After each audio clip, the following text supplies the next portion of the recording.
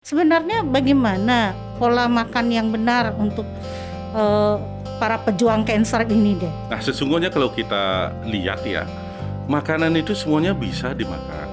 Makanlah sesuai dengan kebutuhan.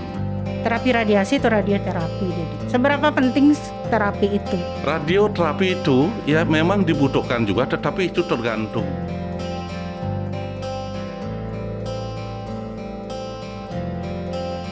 Halo teman baik, ketemu lagi dengan saya Dayu Parmisuci dari komunitas teman baik. Bertemu dalam acara Bincang Bareng Ahli.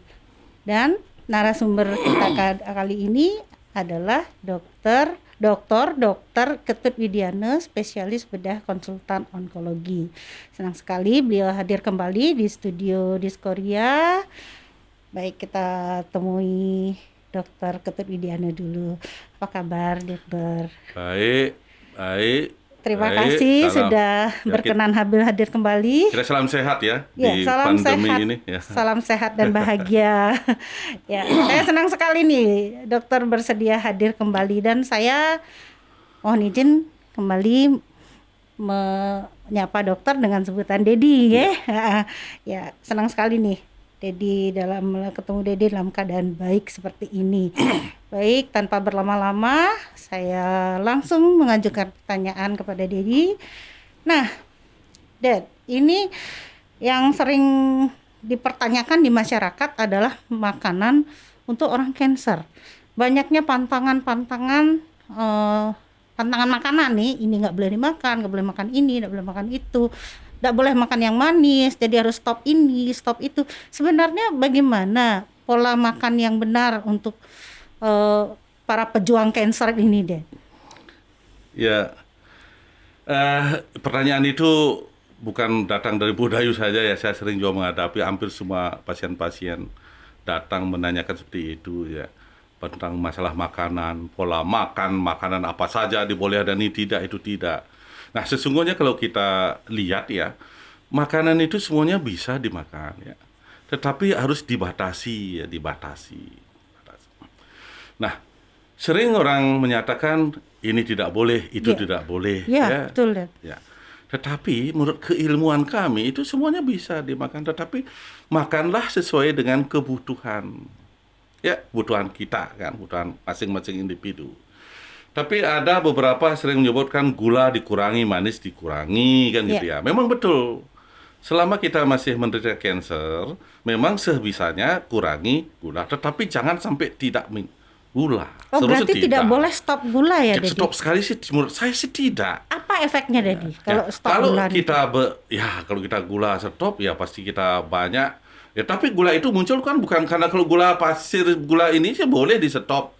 Kalau kita ngopi tanpa gula boleh. Ya. Gula itu kan tidak sumbernya dari gula yang bisa itu. Kita makan nasi, karbohidrat semua diolah Iya. akan ujung-ujungnya jadi gula juga kan. Itu kan kalori, energi kita. Kalau tidak tanpa karbohidrat gimana? Berarti tidak boleh stop nasi ya, Dedi? Tidak bisa.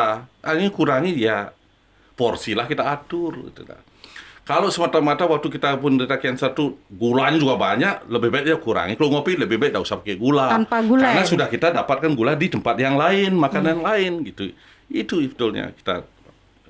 Lantas nasi tidak, terus kalorinya dari mana? Meskipun dari buah ada, dari sayuran buah ada, daging juga ada, tapi kan tidak sebanyak karbohidrat kita dapatkan dari sumber karbohidrat sendiri. Itu. Berarti tidak boleh ada yang hilang ya, Nah, Dedi? sebetulnya semuanya tetap dibutuhkan, Ya. tetapi harus diatur sesuai dengan kebutuhan, ya Tuhan. Kalau itu gula umpamanya berlebihan, memang sel kanker itu kan butuh gula juga, sama kan? Sel Ya. kita juga butuh gula. Iya. Ya, dia akan juga bersaing merebut gula-gula yang ada kita makan. Semakin banyak kita makan gula, dia semakin sehat dia, semakin gemuk dia kan, sel kankernya. Itu kan, dia kan juga merebut kebutuhannya juga dia. Berarti anggapan bahwa untuk membunuh sel kanker dengan meniadakan gula itu tidak benar ya, Dedi? Tidak ada kan, bukan itu kan, dia juga mendapat sumber. Individunya masih hidup, dia pasti hidup. Oh iya, selama Ya, kita hidup dia hidup. Selama kita hidup, dia hidup juga ya. Kecuali kita, kalau memang kita operasi gitu, angkat semuanya, bisa dia atau dia respon dengan kemoterapi, mati juga dia. Tapi kan sel kanker kan beradaptasi juga kan, seperti cerita tadi kan. Ya. Berarti tetap makan seperti biasa. Ya, anjuran kita, ya, tahuan kita, makan tetap sesuai. Porsinya lah dikurangi, Ya. karbohidrat dikurangi. Yang dulu buatnya kita berbanding apa ya, porsi nasi kita separuh 50% nasi, baru seperempatnya lauk pauk dan sayur. Sekarang ubah dia, seperempatnya ya Nasi. baru bagi ini ya, lauk pauknya lebih banyak itu. Mungkin sayurnya lebih banyak dan buahnya lauk pauknya lebih lebih kecil, mungkin seperempat gitu loh. Separuhnya itu buah dan sayur gitu. Berarti terbalik ya, Dedi? Ya, betul, balik begitu, lebih Nasinya bagus ya. yang tadinya jadi makanan pokok, sekarang Ya, lauk pauk yang jadi ya, pokoknya. sayur buah, nah, Ya, berbuah lah. Ya.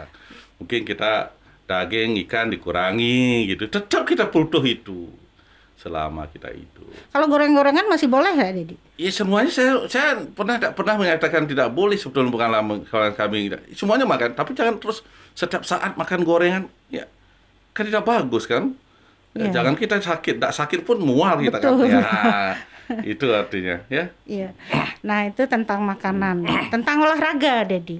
Olahraga sangat dibutuhkan ya, olahraga. Karena olahraga itu akan membangun ya prima ya fit badan kita, sehingga akan memperkuat daya tahan tubuh kita. Itu olahraga. Iya. Sangat dibutuhkan. Tapi harus kita jaga juga ya, seberapa jauh kondisi kita bisa, seberapa berat olahraga, ya jangan berlebihan juga. Keluarga berlebihan juga tidak bagus ya. Sampai kita kecapean. Ya selalu kita anjurkan kepada pacian-pacian kita, olahraga tetap, tapi jangan tetap berlebihan. Sampai kecapean kita juga tidak akan baik kita. Ya. Nah, olahraga yang ada nggak sih olahraga yang disarankan, atau ada nggak olahraga yang tidak dianjurkan untuk pasien kanker? Sebetulnya pengetahuan saya sih tidak punya Semua boleh berarti ya, Dedi? sebetulnya. Yang penting tidak membebani penyakit kita. Contoh saja, kanker payudara sudah menyebar ke tulang. Ya. Kalau itu olahraganya berat, itu kan bisa patah tulang kita. Nah, itu model-model begitu ya. Nah, kalau umpamanya hanya di mana, di paru atau di mana menyebar, mungkin lebih berat boleh, tetapi kita kan juga terganggu juga. Ya, napas kita. Ya. Gitu. Nah, menurut saya sih jangan terlalu berat olahraganya, jangan juga tidak olahraga gitu ya. Olahraga, tetap olahraga.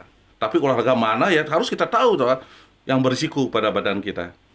Jadi harus diukur dengan kemampuan kita. Ya. Ya, kemampuan kita. Iya. Ya, baik. Nah, ini Dedi. Ada pendapat orang yang sudah dinyatakan mengidap kanker, hindari jatuh. Mengapa, Dedi? Ya. Kenapa jatuh itu sangat berbahaya? Iya, seperti untuk tadi itu orang ya. kanker? Seperti tadi ya. Kanker apa itu? Kanker payudara Kanker itu. payudara. Tetapi setelah metastase ke tulang gitu Ya. ya. Tuh kita jatuh terpleset, patah tulang kita. Sudah cancer, sudah patah tulang kan? Ya, jatuh ketimpa tangga jadinya kan? Iya. Kan gitu ceritanya. Betul. Maka dari itu kita mesti harus waspada, hati-hati, ngukur diri kan. Ya, kalau kita sudah punya penyakit keganasan itu mesti betul-betul jaga betul. Olahraga tetap, tapi jangan membuat tambah beban, tambah risiko. Tidak boleh terlalu Iya, ekstrim salah satu itu ya.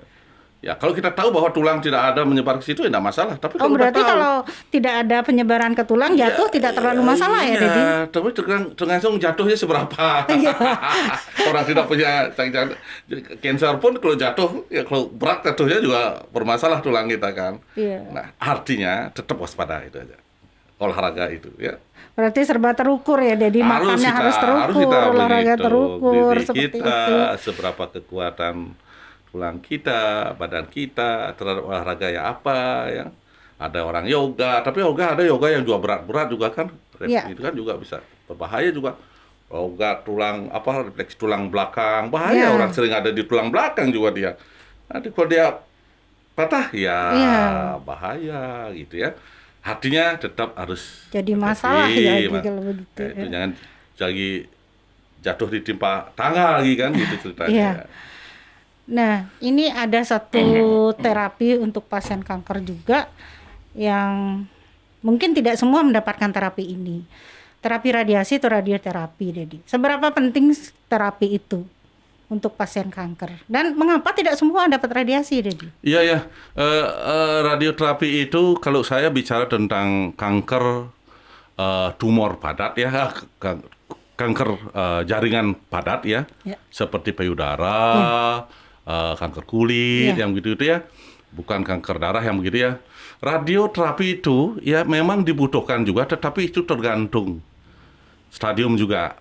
Kalau stadium awal dengan pembedahan saja sudah selesai, belum tentu kita butuhkan radioterapi sinar ya. Nah, sinar itu kerjanya hanya untuk sebagai kontrol lokal lokal ya. Sama dengan pembedahan. Kalau pembedahan kita baik sudah, radioterapi tidak perlu dibutuhkan. Tapi kalau namanya stadium 3 ya. Stadium 3 dengan peran bedah itu sangat terbatas ya.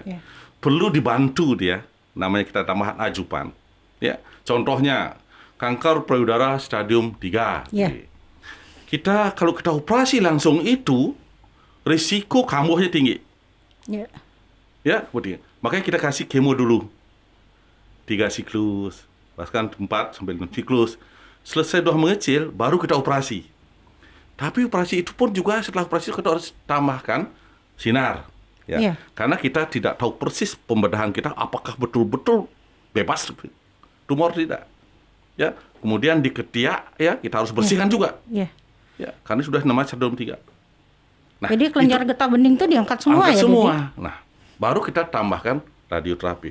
Itu kalau per stadium, kalau stadiumnya memang lebih tinggi, memang kita harapkan bantuan dengan sinar. Kalau stadium awal, kecuali kita tidak mengangkat payudara, yang namanya breast conserving therapy, ya pembedahan mengangkat tumor dengan bersihin ketiak, harus wajib ditambahkan payudara, radioterapi. Itu wajib, itu memang suatu protokol pengobatan dengan mengangkat tumornya saja, ya baru ditambahkan itu untuk membantu pembedahan. Karena kita mengangkat tumor saja, kita tidak tahu persis sel-sel kita tidak tahu. Ya meskipun dalam teori bersih kita DPA bersih, kita harus wajib itu tambah. Karena ada tanpa radioterapi juga lebih banyak tumbuhnya lokalnya. Maka ditambahkan radioterapi. Itu riset itu. Tanpa radioterapi jauh lebih bagus yang tambah radioterapi. Maka radioterapi menjadi pengobatan pokok juga di mempertahankan payudara. Ngerti betul ya? Nah, kalau dia stadium 3, stadium 3B seperti kita sering kerjakan di kasus-kasus kita, itu pun juga harus ditambahkan. Itu protokolnya memang kemoterapi, dia respon kita mastektomi, setelah mastektomi harus ada radioterapi. Kalau ini tanpa radioterapi, risiko kambuh lokal itu tinggi juga. Itu ceritanya, ya. Itu penelitian itu katakan seperti itu. Berarti radioterapi itu untuk mencegah tumbuh lagi sel kanker itu membantu, membantu, peran bedah, sebagai terapi utama untuk kasus-kasus kanker seperti itu, payudara itu. Membantu supaya tidak tumbuh. Nah, ini lagi, Dedi.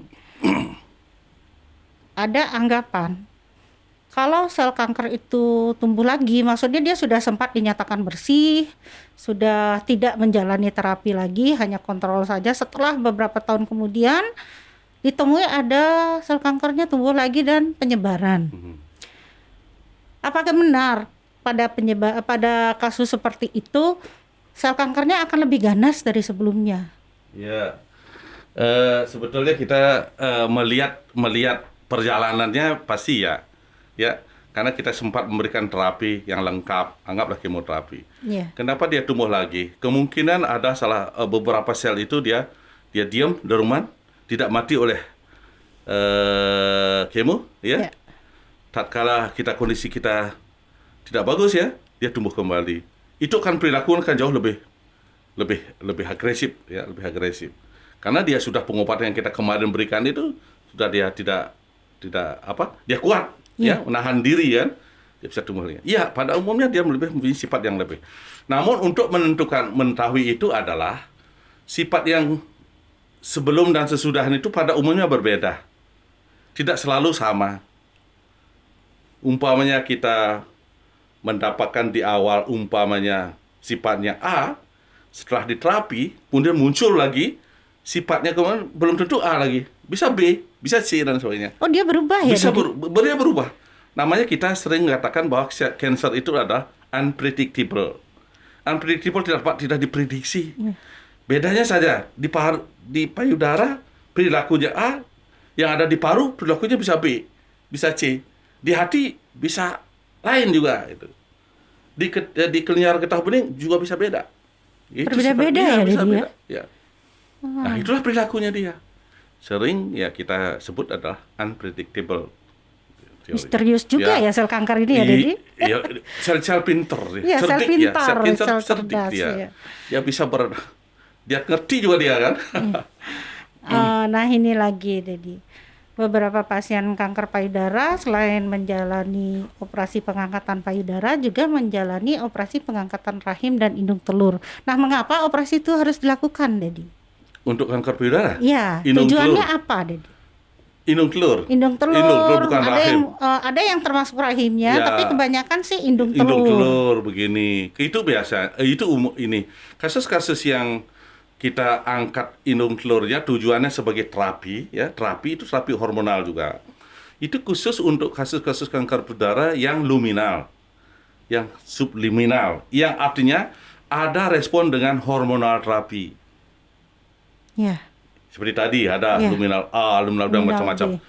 Khusus yang luminal itu, kalau dia memang dia belum menopause ya, ya, menopause, masih mens ya, masih masa subur, itu kita angkat indung telurnya. Artinya pabrik ya, sumber estrogennya kita pangkas ya. berarti sumber estrogen itu di indung telur ya, Dedi? Dia indung telur itu Ya. kan pabrik utamanya Ya. untuk wanita yang pre-menopause ya. Ya. Kalau setelah menopause, arti indung telur sudah tidak berfungsi, tidak memproduksi estrogen lagi. Nah, khusus untuk yang masih muda, usia muda, yang masih Masih datang bulan. datang bulan, kalau untuk memberikan terapi hormonal, ya secara teori itu untuk sangat membantu penyembuhan kanker payudara dengan mengangkat indung telurnya, Ya. ya, sehingga estrogen kita tekan, ya, kita memberikan obat-obat ya. Bukan anti estrogen lagi. Kita kasih obat-obat sebelum terbentuknya estrogen, karena sekarang kalau indung telur kita angkat, kita buang, estrogen tidak dibentuk di badan kita. Ada di tulang, ada di hati, ada di lemak, ya. Ya. Yuk, semuanya itu adalah diproduksi, ya. Tetapi sebelum berubah menjadi estrogen, kita kasih obat, diblok dia. Bagaimana tujuannya? Kita untuk menekan sekecil mungkin estrogen ada beredar di badan kita. Ya. Nah, itulah teorinya bahwa sehingga sel kanker itu orang itu lebih bertahan lama. Gitu. Berarti dengan diangkatnya indung telur itu peluang untuk bisa bertahan lebih lama Secara teori statistik riset lebih bagus.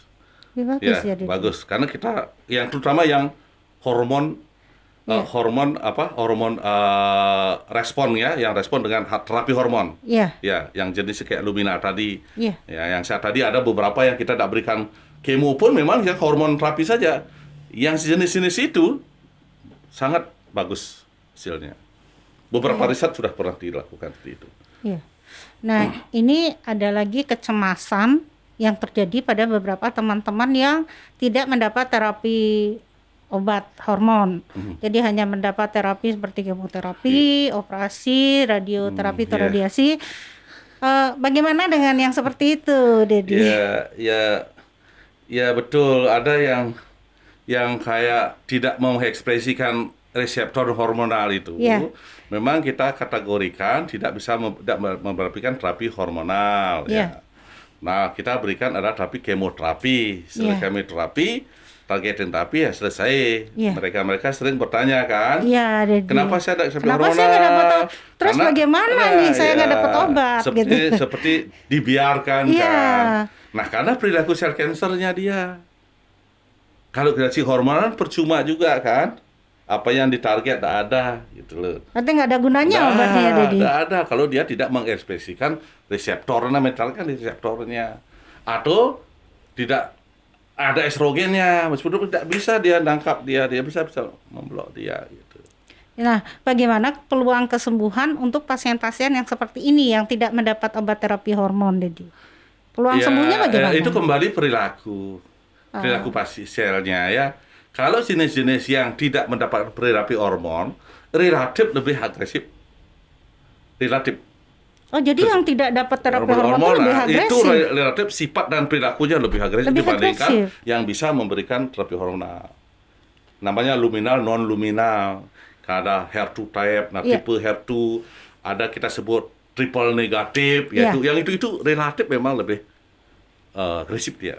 Berarti peluang kekambuhan lumayan tinggi ya, Lebih Dedi? tinggi. Ya. Wah, itu benar-benar ya, Dedi. Iya, tetapi kan kita tetap tergantung sekarang kembali lagi perilaku cancer kan tidak selamanya.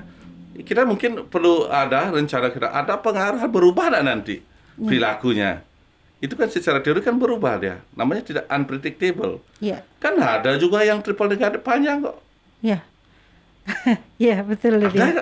Ada juga yang panjang kok juga dia. Iya. Ada juga yang dia lebih duluan. Iya. Itu kan ternyata ada perubahan, terus berubah dia. Berubah menuju ke agresif apa berubah menuju ke tidak agresif gitu. Iya. Nah, ini saya mendapat banyak cerita dari teman-teman ketika saya harus menunggu panggilan ke poli ini, Dedi. Nah, kata teman-teman saya, sel kanker itu seperti bayi yang lagi nyusu. Kalau kitanya sedih, kalau kitanya cemas, lebih banyak perilaku negatif, dia akan tumbuh berkembang. Jadi seperti bayi yang nyusu pada ibu yang lagi sedih, rewel. Tapi kalau kitanya happy, tenang, menikmati, jadi tidak terlalu berfokus kepada si sel kanker, kanker itu tidak akan mengganas, jadi cenderung tidur. Itu benar ya, Dedi? Sebetulnya ada benarnya, itu kan berkaitan dengan tadi kita bahas tentang psikologi ya. Iya. Stres itu kan. Iya, Dedi. Ya artinya kalau sudah bisa menerima, tidak stres, ya imun sistem kita akan bagus kan. Ya. Imun sistem kan salah satu senjata yang ampuh untuk menekan pertumbuhan sel kanker di badan kita. Kita secara alami sudah diberikan senjata sesungguhnya. Namanya imun sistem, ya. Daya tahan tubuh kita. Seperti kita melawan virus ini. Iya. Harus kita dibuat vaksin, ya, untuk membangkitkan daya tubuh kita. Sel kanker juga begitu. Kalau daya tubuh kita baik, sel kanker itu tidak serta-merta juga dia akan berkembang terus. Dia akan ditahan, bahkan dibunuh kan. Berarti penanganan pengelolaan stres ini benar-benar salah satu senjata. Oh, sangat ya, Dedi, sangat berperan ya. Sangat. Nah, pengalaman kami melihat pasien kita datang nih yang betul-betul menolak, dia yang dari awal sudah bisa menerima. Kami bisa ikuti kok, meskipun tidak ada data fakta yang melihat, tapi riset-riset di luar sudah ada kok. Ya, sudah lama sudah ada. Satu kelompok ya, komunitas yang breast cancer, satu kelompok breast cancer, satu diberikan perlakuan supaya menjadi happy terus. Ya. Ini tidak, ternyata ini jauh lebih pendek. Ya, lebih tidak baik ya kondisinya dibandingkan yang ini. Itu sudah ada penelitian seperti itu. Artinya apa? Stres, pengelolaan stres itu sangat mengganggu, sangat membantu meningkatkan daya tubuh. Kalau stres bagus, pengelolaan stres dengan baik, daya tahan tubuh itu akan menjadi lebih baik. Sel kanker itu pasti akan mampu ditahan, paling tidak ditahan dia, tidak berkembang. Jadi bahkan bisa dibunuh. Jadi harus benar-benar pintar mengendalikan stres ya. Berarti harus marah, ya marah, tapi tidak boleh berlama-lama. Seperti itu ya, Dedi ya. Harus sebentar-sebentar aja deh, marahnya sebentar, sedihnya sebentar. Kalau bisa jangan sedih dengan marah kan. Ya, jadi intinya menerima seperti itu. Mungkin itu tidak semua orang bisa dan perlu latihan ya untuk bisa menerima. Nah, ini lagi yang menarik, Dedi. Selama Dedi mendampingi pasien, merawat pasien kanker, dan payudara itu salah satu mahkota wanita. Jadi kehilangan payudara itu seperti pukulan untuk perempuan ya, untuk wanita, dan ketakutan ditinggal suami lah, menjadi tidak sempurna. Nah, pengalaman Dedi selama ini, mungkin ada pengalaman yang sifatnya khusus atau spesifik dengan pasien. Mungkin Dedi harus menyaksikan bagaimana pasien yang sudah Dedi rawat, yang mungkin Dedi prediksi bisa diselamatkan, ternyata tiba-tiba memburuk meninggal, seperti itu. Nah, apa yang Dedi rasakan? Dan bagaimana juga Dedi berusaha menyampaikan ke keluarga agar bisa menerima, apa sampai seperti itu ya Dedi? Iya. Kalau bercerita tentang pengalaman itu memang selama kami pendidikan bedah tumor khusus ya, di tahun 2002 saya mulai ya belajar di sekolah di Makassar ya. Tapi fokusnya kami di Sanglah, guru kami lah Prof. Cakre, ada Dr. Wayan Sudarse, ada Dr. Stephen dulu, beliau duluan, guru kami, senior kami. Memang dalam perjalanan waktu itu melihat penyakit kanker itu memang di awal itu memang betul-betul membuat kita stres besar. Ya, sampai ada salah satu guru kami menyatakan seperti ini. Mungkin orang Bali istilahnya dadag telah celeng mati. Ngerti ya? Ngerti ya? Pernah dengar gitu ya? Itu sudah itu ya? Habis-habisan ya, itu ya. Sudah habis uang. Iya. Nah, saya sempat berpikir, apakah benar begitu? Tetapi saya masuk di situ, saya sempat pelajari, mendapat pelajaran dari guru-guru kami, dan akhirnya kami sempat dikirim ke Belanda belajar 3 bulan. Setelah kami di situ, ternyata apa yang dikatakan seperti tadi istilahnya semua habis itu tidak. Kami di situ menemukan kasus-kasus kanker payudara umur 82 tahun masih bisa driver. Iya. Masih survive. Iya, masih survive ya, Masih hebat survive. ya. Setelah saya tanyakan, setelah kita baca-baca seperti tadi, ternyata di negara maju lebih educated, dia tahu tentang penyakit kanker, makin cepat mengambil pengobatan, keputusan berobat, semakin lama lah daya tahan tubuh, ketahanan hidupnya mereka. Sehingga kan 82 pun sama orang yang tidak sakit. Iya, 82 ya Dedi ya. Masih, dan di kunjungan di poliklinik itu sudah tua-tua dia. Untuk 70 ke atas. Artinya apa? Berarti pernyataan tadi tidak 100% benar. Asal dia datang, diagnosenya kita lebih awal. Iya. Akan jauh lebih banyak hasilnya, ya, daya tahan ketahanan hidupnya lebih panjang.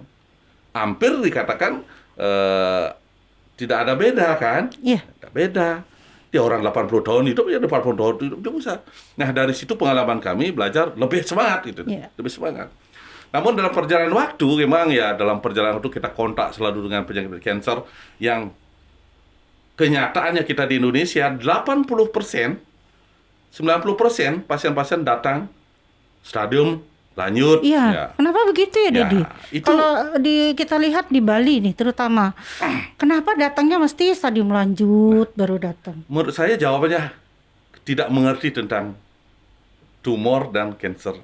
Mereka tidak mengerti. Edukasinya kurang ya, Dedi? Saya sangat setuju bahwa itu kurang diedukasi. Iya.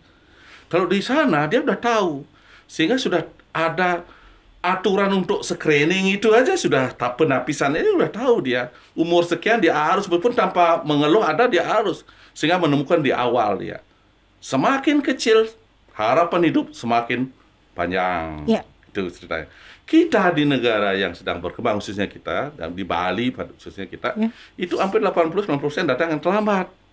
Betul. Kita tidak banyak diberikan kesempatan berbuat meskipun kita sudah belajar dan sebagainya. Pemberian pengobatan yang paling maksimal kita tidak bisa karena sudah stadium lanjut. Berarti dokter pun tidak bisa banyak berbuat ya? Tidak bisa banyak berbuat sesuai dengan harapan kita. Dokter pasti sama harap dengan pasien untuk kreatif panjang. Iya.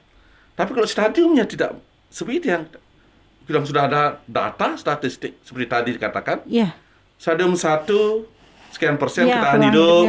Stadium 2 sekian kan gitu. Stadium 1 sama dengan hidupnya orang yang tidak kena kanker, kanker gitu ceritanya ya. Nah, setelah itu pengalaman memang kita mengalami di Bali khususnya di Rumah Sakit Sanglah belajar dan setelah selesai memang menghadapi kasus-kasus yang stadium lanjut itu memang kita banyak kendala.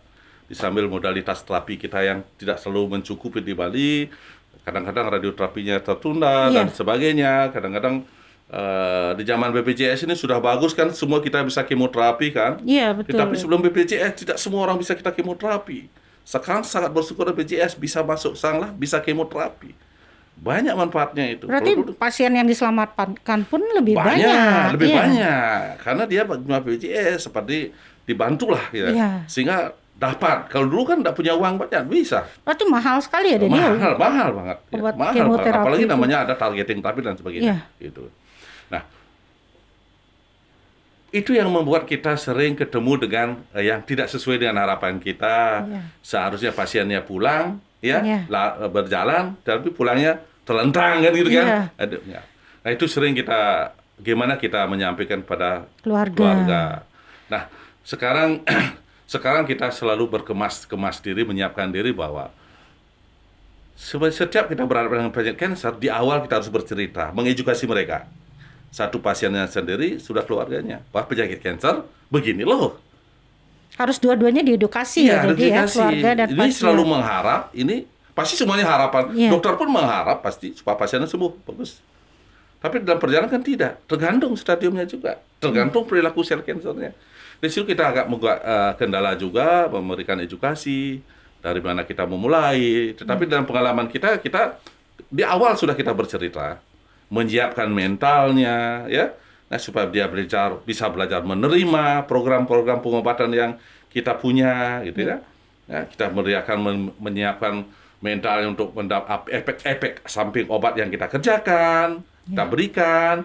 Nah, langkah bagaimana perjalanan pengobatannya, kita jelaskan itu di awal supaya mereka mengerti dan paham. Nah, tatkala tidak sesuai dengan harapannya, paling tidak dia sudah siap ya menerima bahwa kita sudah jelaskan dengan baik. Ya kadang-kadang kita kan sampai dihadapkan dengan detik-detik terakhir daripada kehidupan pasien kita. Nah, kita belajar dari itu juga bahwa kita manusia biasa juga, meskipun dokter juga manusia biasa ya. Kita mempunyai ilmu, tapi tidak serta-merta ilmu kita bisa menyelamatkan orang ya. Tetapi secara teori, secara riset kan, ya kita bisa bercerita seperti tadi. Kalau memang di awal saya ketemu ini mungkin lebih banyak yang manfaatnya saya kan sebagai dokter. Kita lebih bisa kita pertahankan mereka kan, lebih baik ketemu keluarga. Tetapi kalau sudah lanjut, itu yang kita masih agak rasa juga tidak enak juga kan.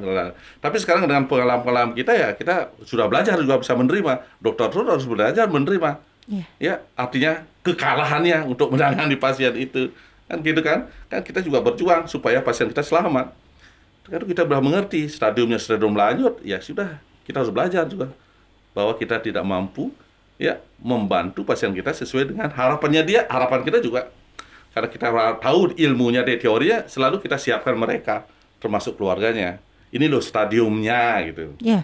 Stadiumnya apa ini segini, kurang lebih ilmunya begini, ya secara data begini gitu loh. Yeah. Supaya mereka mengerti, tatkala memang tidak sesuai dengan harapannya mereka. Yeah. Gitu. Kita akan selalu bina seperti itu, buat komunikasi efektif sama mereka. Setiap kita ketemu, ya selalu kita tanamkan tanaman pengertian dan seperti itu. Sehingga kita artinya bisa menerima semua. Baik pasiennya sendiri, kadang-kadang pasien sudah di detik-detik terakhir itu bisa sudah mulai belajar dia. Keluarganya pun sudah bisa menerima. Hampir memang ada juga yang sampai berteriak. Apalagi di awal pasiennya itu kita ketemu pertama kayak breaking bad news itu ya. Berikan itu kan dari awal udah rame sudah menolak sebagainya. Tatkala sudah di akhir daripada itu juga rame juga kan. Susah juga memberikan mengedukasi. Itu pengalaman kami. Di awal kita susah memberikan edukasi, nanti di akhir itu memang sering juga kita hadapkan susah juga gitu loh. Kalau di awal kita bagus, nanti di akhir-akhir itu mereka ngerti. Syukur-syukur memang daya ketahanan hidupnya bagus kan, itu kan luar biasa itu. Sudah ada banyak yang pasien seperti itu. Banyak kok kasus juga ada, banyak kok pengalaman kami masih sering WA, masih kok di mana gitu. Berarti WA-an sama pasien juga ya, Dedi? Sepertinya kami merasakan bahwa pasien sekarang yang kita rawat itu kayak sudah kayak keluarga. Iya. WA tetap ada, Ya, meskipun sampai dia dipanggil. jauh, meskipun ada di Timor Leste dia tetap WA kok saya. Iya, jadi udah sampai panggil Dedi itu kan berarti sudah iya, seperti karena keluarga. kita sudah kayak keluarga. Iya. Nanya ini, nanya itu, sebisa kita jawab, kita jawab. Iya. Mau ketemu, silakan gitu. Gitu kan. Berarti hubungan emosi antara dokter sebagai yang merawat dan pasien itu penting ya, Dedi ya? Sangat penting karena mereka ingin juga pertolongan meskipun masih jarak jauh, dia ingin memberikan dapat informasi, kita bisa bantu, ya sangat kita bangga juga. Kita masih bisa memberikan sesuatu, ya sesuatu terhadap sesama kan kita senang juga kan. Iya, Dedi. Ya. Nah, itu seperti itu pengalaman-pengalaman kita, tetapi kita menghadapi pasien-pasien yang satu menolak berat. Ada juga pasien yang satu langsung nerima. Saya kadang kaget. Baru kita vonis bahwa itu memang diagnosa kanker ya. Saya siap dioperasi sekarang. Oh, sekarang. Sekarang. Kita juga tidak berani, tidak siap kan. Kita Jadi balik, aduh, Dedi tidak bisa bingung, sekarang. dokternya Tidak bisa bingung. keadaan begini, tidak boleh. Kita harus siapkan kondisi dan sebagainya. At least lah besok 2 hari baru kita siapkan, baru kita bisa kerja. Ada yang begitu, tetapi jarang. Ya. Nah, yang banyak setelah kita tegakkan diagnosa, lari dulu tunggang langgang, Iya. cari pengobatan yang Ya, di second luar opinion pengobatan kita, gitu. second kedua pengobatan kita. Yang dulu di awal kita ketemu 5 tahun yang lalu, ada 3 tahun yang lalu stadium awal, datang kembali ke kita, ke kami, sudah stadium lanjut. Itu rentang waktu berapa bulan biasanya, Dedi? Bukan waktu, ada 3 bulan, ada 3 tahun, ada 3 tahun, ada 5 tahun baru dia balik, itu. Waduh, lama sekali. Ya ada 4 tahun dia balik, ya sudah ada borok dan sebagainya. Artinya kesempatan kita memberikan yang terbaik pada pasien itu hilang.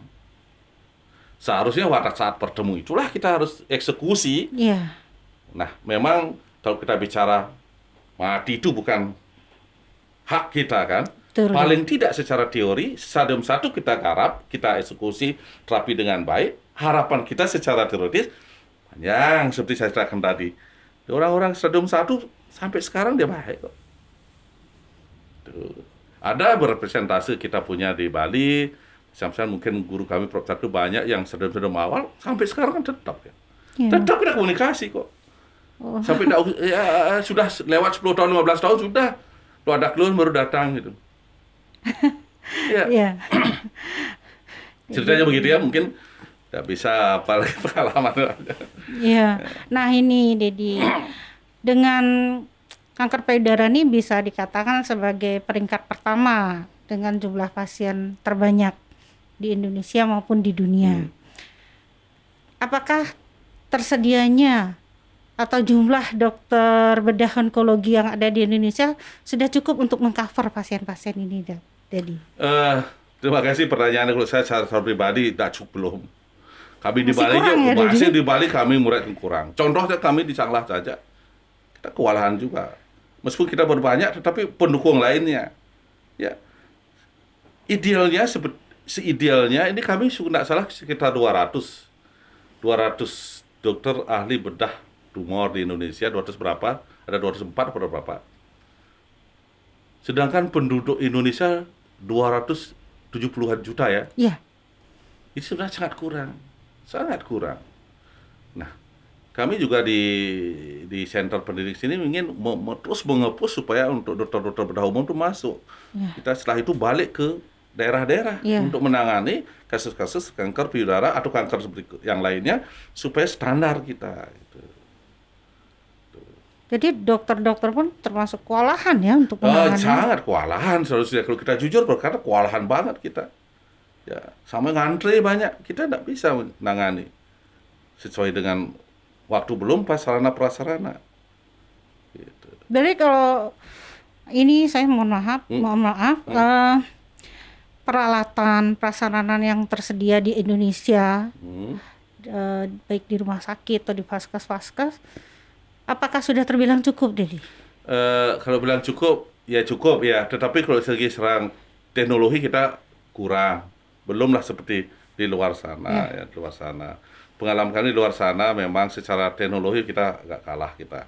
Tetapi dari teknik penanganan pembedahan ya kita sebetulnya hampir tidak terlalu berbeda kan, teknik pembedahan kita ya, apa pemberian, tapi kita kan juga standar, kita juga belajar dari mereka. Tetapi dari segi teknologi mungkin juga kita mungkin pemerintah belum bisa menyiapkan secara maksimal juga seperti itu kan, seperti di luar. Iya. Nah, karena rumah sakit tidak contohkan saja radioterapi saja kita di Bali Kalangkabut kan, tidak semua rumah sakit punya kan. Iya. Sedangkan kasusnya yang betul-betul membutuhkan radioterapi kan. Gimana caranya kita memberikan maksimal? Kan tidak. Harus ngantri sampai lama kan, begitu ceritanya. Nah, artinya apa? Berarti kan belumlah kita maksimal memberikan pelayanan ya, baik dari segi aspek fasilitas ya, sarana prasarana maupun dari segi kita tenaga medis. Barangkali begitu. Iya.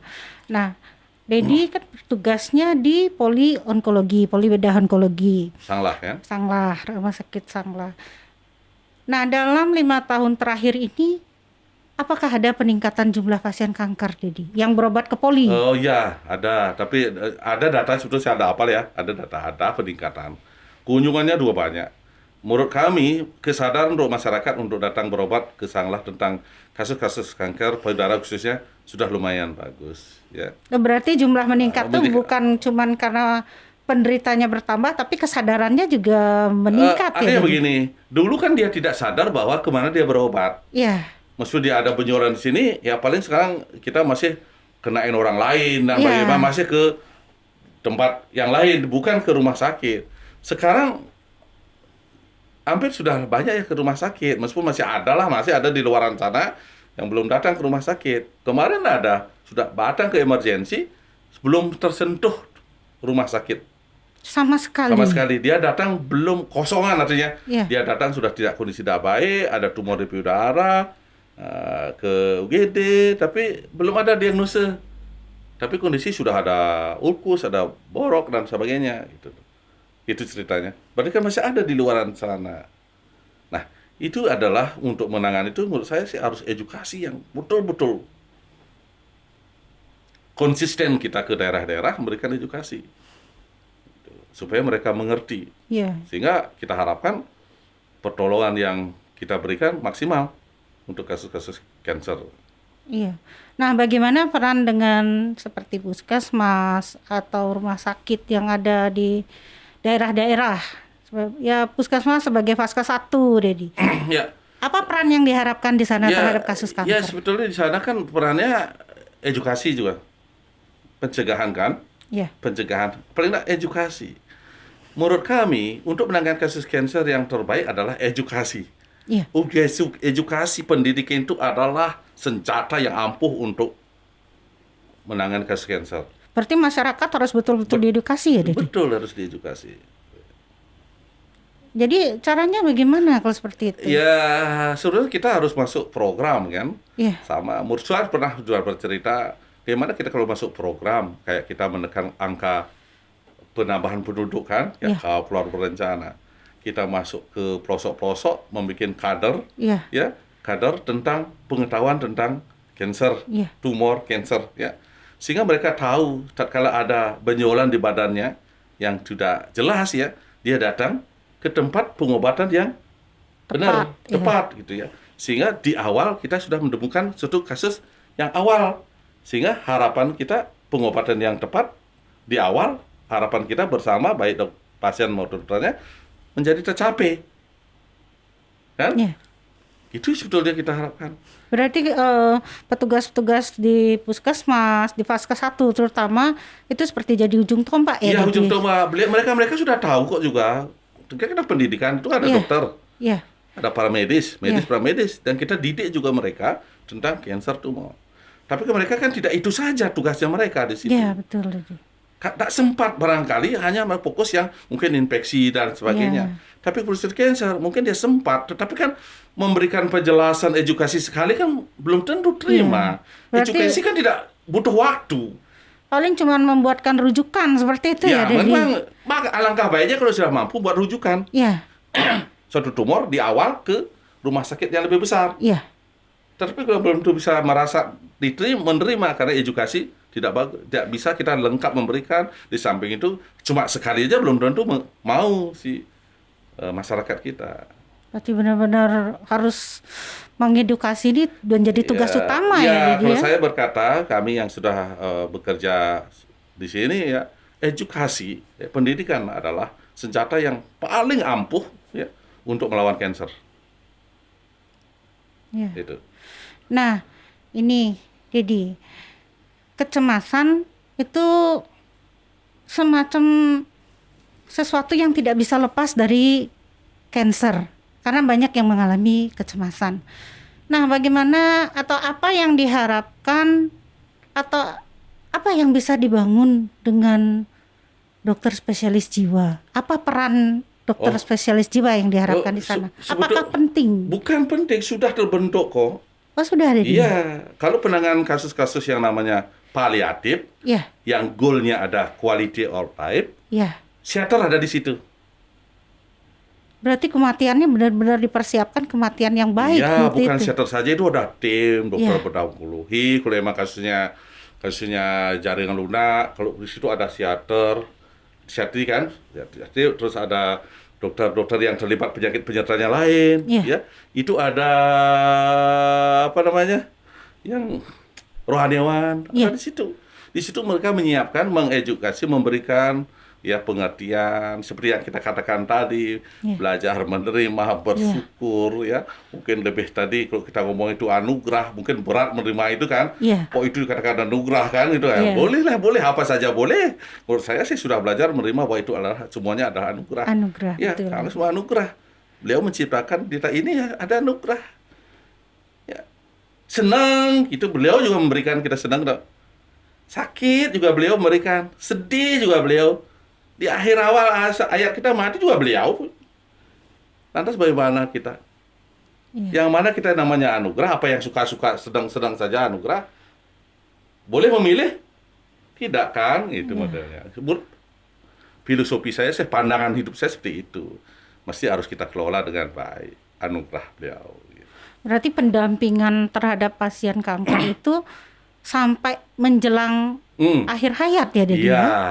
seidealnya Luar harus biasa. begitu ya. Kadang kita bisa itu berdoa, mendoakan juga, memberikan doa supaya ya toh juga beliau akan dipanggil, kita sering juga supaya damai gitu kan. Ya, gitu. Jadi kita istilah breaking bad news menjadi breaking news gitu ya. Meskipun dia terus sakit, dia beri pencerahan, dia bisa menerima ya.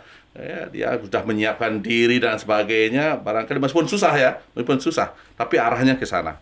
Ya. Termasuk keluarga juga ya? Ya, termasuk keluarga kita menyiapkan keluarga.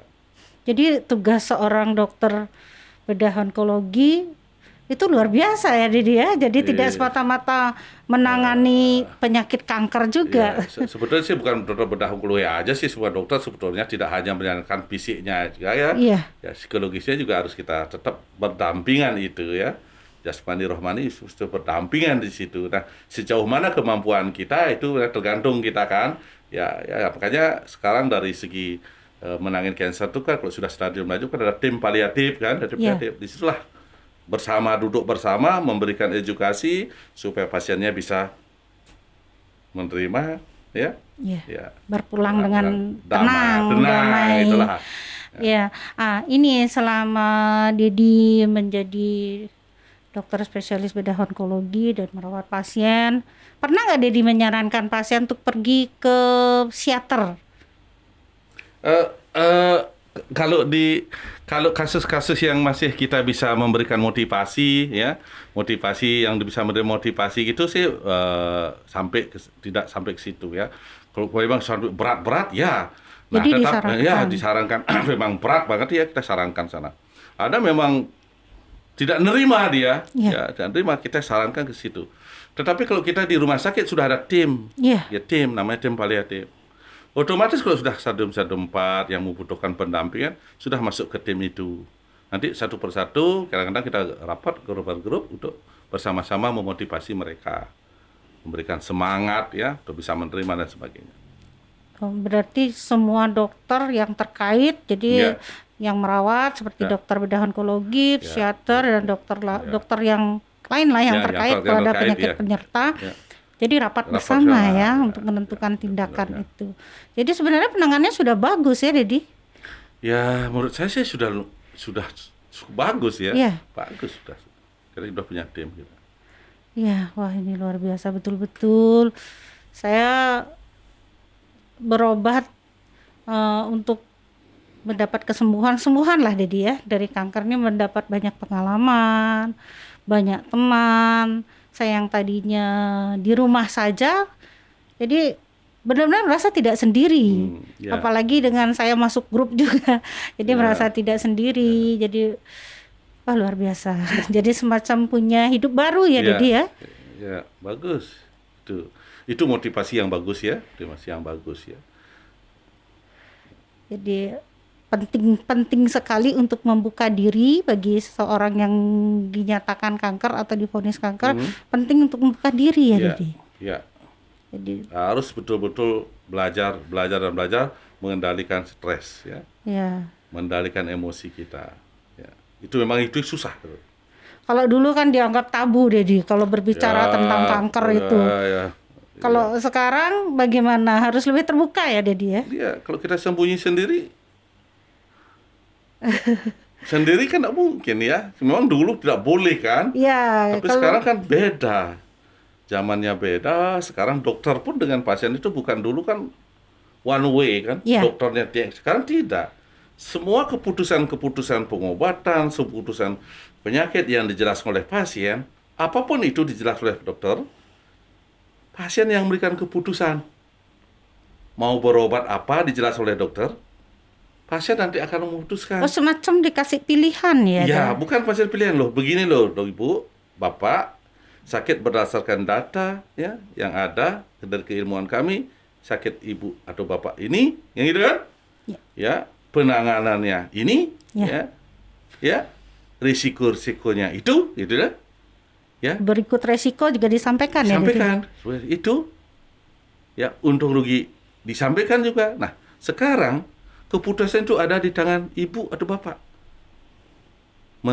memilih pengobatan itu. Sekarang kita harus diam, ya hak pasien itu.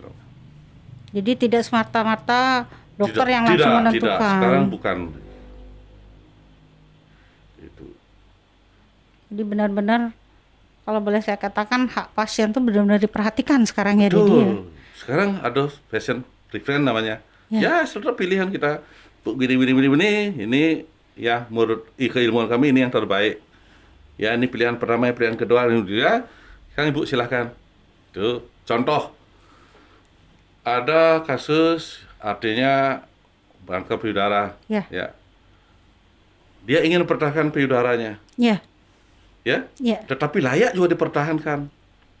Tetapi pendukung untuk radioterapi tidak ada di tempat. Kalau kita menyarankan lebih baik mastektomi, Ya. karena pendukung radioterapinya tidak ada di tempat. Ya. Kecuali ibu mau keluar, Ya. ibu mau keluar, tidak. Terus gimana?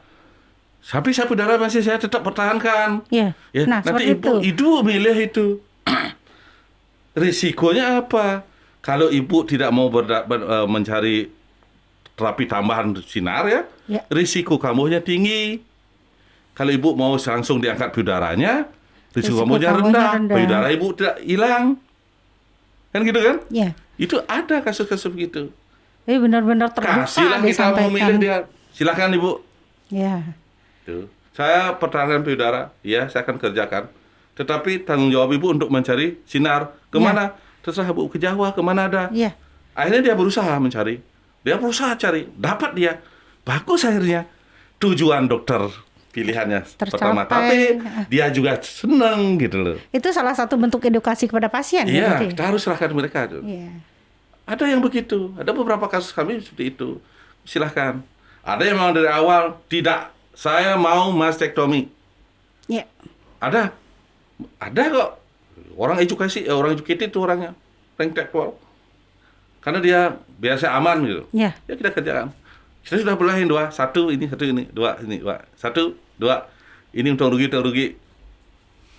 Karena dia merasa masih saya harus ke Jawa, Jakarta. Ya, sudahlah ini yang lebih aman.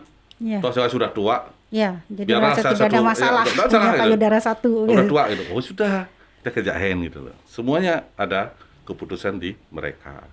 Tapi kita wajib memberikan. Itu budaya. Iya. Aduh, ini benar-benar terima kasih banyak, Dedi. Ini saya benar-benar merasa seperti kuliah ya.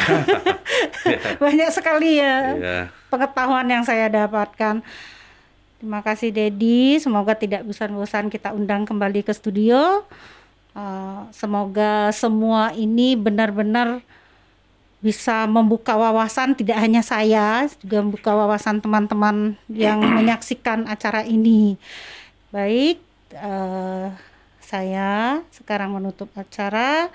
Terima kasih kepada Dedi yang sudah hadir.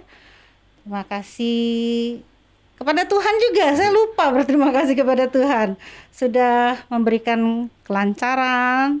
Jadi perbincangan ini benar-benar menarik, dan saya sebenarnya agak tegang juga sih karena saya adalah survivor surveillance kanker payudara begitu. Jadi baik teman-teman, terima kasih. Mungkin boleh saya titip pesan Ya, untuk Dedi. masyarakat. Ya. Mudah-mudahan pertemuan ini diskusi ini ya bisa memberikan ya arti baik ya, hasil yang baik untuk masyarakat, khususnya di Bali ya. Umumnya mungkin di mana yang bisa mendengarkan, yang bisa menonton melihat ya, ini acara ini. Yang saya titip pesan sebetulnya apa yang saya diskusikan tadi, bahwa untuk menangani kasus-kasus kanker ya, senjata yang paling ampuh adalah pendidikan. Ya. Itu senjata paling ampuh untuk menangani kasus kanker. Ya, artinya masyarakat tahu tentang kanker, kemana harus berobat. Ya. Itu kunci utamanya. Makin awal kita menemukan satu kasus kanker, semakin bagus hasilnya. Mungkin itu yang saya titip pada masyarakat, bahwa pendidikan, edukasi adalah alat yang paling ampuh untuk menangani kasus kanker. Terima kasih Bu Dayu. Iya, terima kasih atas waktu dokter. yang diberikan. Saya juga berterima kasih Dedi sudah meluangkan waktu untuk hadir di studio Diskoria. Baik teman-teman, itulah tadi perbincangan saya dengan Dr. Iketit Widiana, spesialis bedah onkologi.